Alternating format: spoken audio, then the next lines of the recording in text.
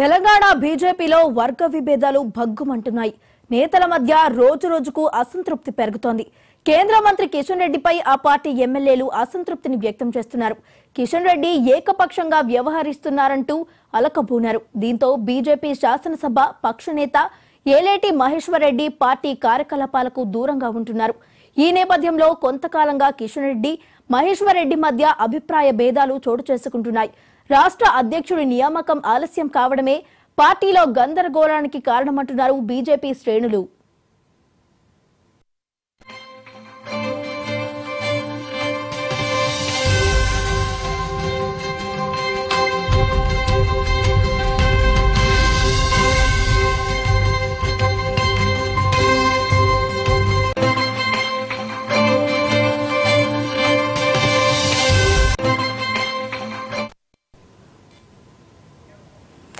తెలంగాణ బీజేపీలో వర్గ విభేదాలు భగ్గుమంటున్నాయి. నేతల మధ్య రోజు రోజుకు అసంతృప్తి పెరుగుతోంది.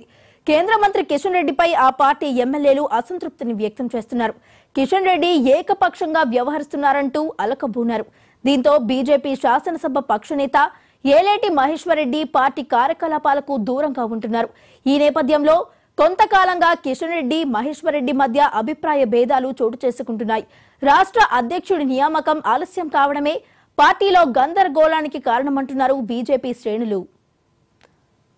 మరి ఇదే అంశానికి సంబంధించి మరింత సమాచారాన్ని మా ప్రతినిధి సుధాకర్ లైవ్ లో అందించడానికి సిద్ధంగా ఉన్నారు. సుధాకర్,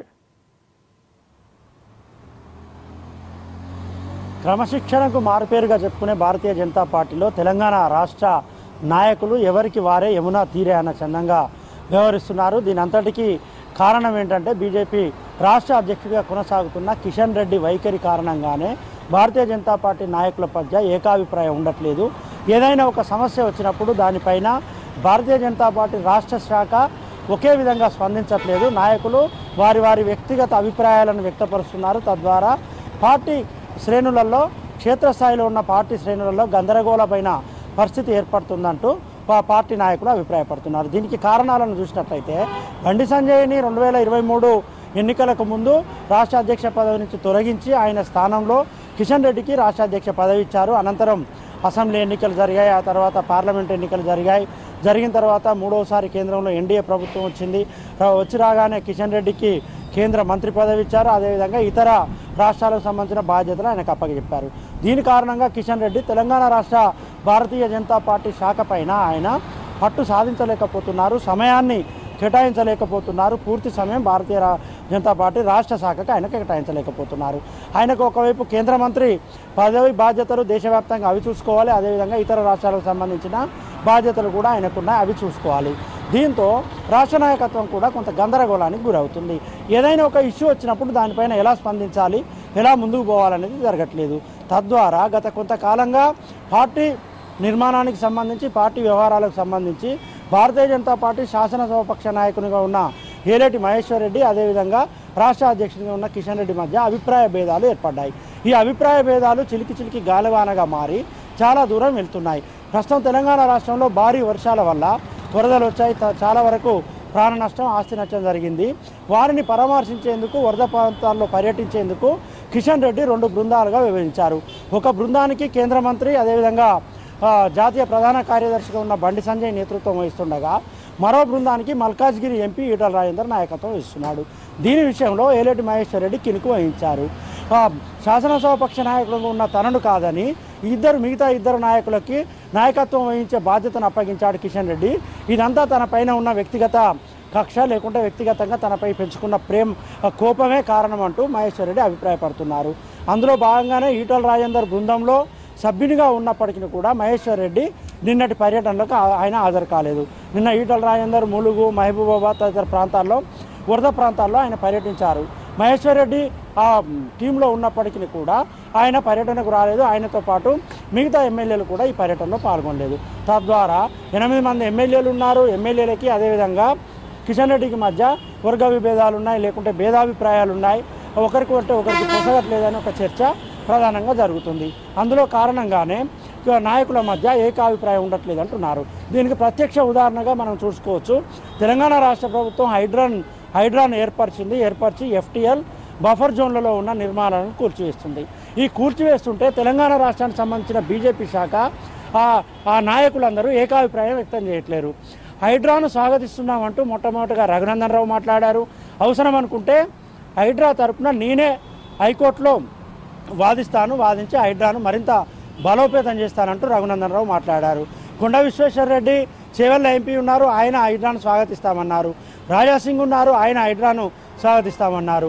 వీరి పరస్పర విరుద్ధ ప్రకటనలు. At the same time Bandi Sanjay కూడా హైడ్రాను స్వాగతించారు. కానీ కిషన్ రెడ్డి మరో ప్రకటనను, మహేశ్వర్ రెడ్డి మరో ప్రకటనను ఇలా వ్యాఖ్యానిస్తూ వస్తున్నారు. హైడ్రా అనేది కేవలం రాష్ట్ర ప్రభుత్వం హడావుడి చేస్తుంది, టాపిక్ డైవర్షన్ కోసం, ఇష్యూ డైవర్షన్ కోసం. ఏదైతే తెలంగాణ రాష్ట్రంలో రైతు రుణమాఫీ అనేది అందరికీ అందలేదనేది ఒక వార్తలు బలంగా వస్తున్నాయి కాబట్టి రైతు రుణమాఫీ అనే ఇష్యూను డైవర్ట్ చేయడం కోసం హైడ్రాను తెర మీద తీసుకొచ్చారంటూ కిషన్ రెడ్డి, ఈటల రాజేందర్, మహేశ్వర్ రెడ్డి ఇలాంటి నేతలు ఇది వ్యాఖ్యానిస్తుంటే మిగతా నాయకులందరూ కూడా హైడ్రాను స్వాగతిస్తున్నారు.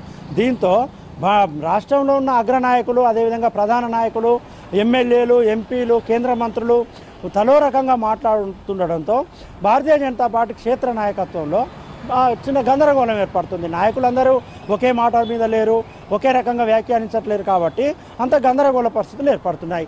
ఇదే కాకుండా మనం చూసినట్లయితే త్వరలోనే తెలంగాణ రాష్ట్రంలో స్థానిక సంస్థల ఎన్నికలు వస్తున్నాయి. స్థానిక సంస్థల ఎన్నికలు వస్తుందంటే పార్టీని అంతా ఏకతాటిపైకి తీసుకురావాలి, నాయకత్వాన్ని అంతా ఏకతాటిపై నుండి నడిపించాలి, క్షేత్రస్థాయిలో అందరినీ కలుపుకొని పోయే నాయకుడు అవసరం. కానీ కేంద్ర నాయకత్వం, భారతీయ జనతా పార్టీ ఉన్న కేంద్ర నాయకత్వం ఇప్పటి వరకు రాష్ట్ర అధ్యక్షుని నియామకం చేపట్టట్లేదు.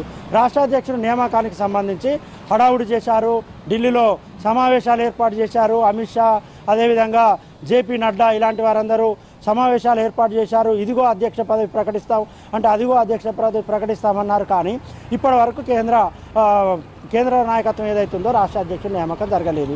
రాష్ట్ర అధ్యక్షునిగా ఈటల రాజేందర్ అని కొందరు అంటున్నారు, లేకుంటే మరో నాయకుడు మురళీధర్ రావు అని కొందరు అంటున్నారు, మరో నాయకుడు అని కొందరు అంటున్నారు. కానీ ఇప్పటి వరకు రాష్ట్ర అధ్యక్షుడిని ప్రకటించకపోవడమే ఈ గందరగోళానికి, అయోమయానికి, ఈ పరస్పర విరుద్ధ ప్రకటనలకు, నాయకుల మధ్య ఐక్యత లేకపోవడానికి కారణంగా క్షేత్రస్థాయిలో ఉన్న కార్యకర్తలు, నాయకులు అభిప్రాయపడుతున్నారు. ఇప్పటికైనా భారతీయ జనతా పార్టీ కేంద్ర నాయకత్వం స్పందించాలి, రాష్ట్ర అధ్యక్షుడిని వెంటనే నియమించి రాష్ట్ర పార్టీని అంతా ఏకతాటిపైన తీసుకొచ్చే నాయకుడు అవసరం. అప్పుడే ఏదైతే స్థానిక సంస్థల ఎన్నికలు జరుగుతాయో, sarpanch, MPTC, ZPTC, municipal corporation, ఈ ఎన్నికలన్నింటినీ కూడా రాష్ట్ర పార్టీ నాయకుడు సమర్థవంతంగా ముందుకు తీసుకెళ్లగలుగుతూనే ఎన్నికలలో గెలవగలుగుతామనే ఒక అభిప్రాయం భారతీయ జనతా పార్టీ క్షేత్ర స్థాయి నాయకులలో వ్యక్తమవుతుంది. Right, thank you Sudhakar.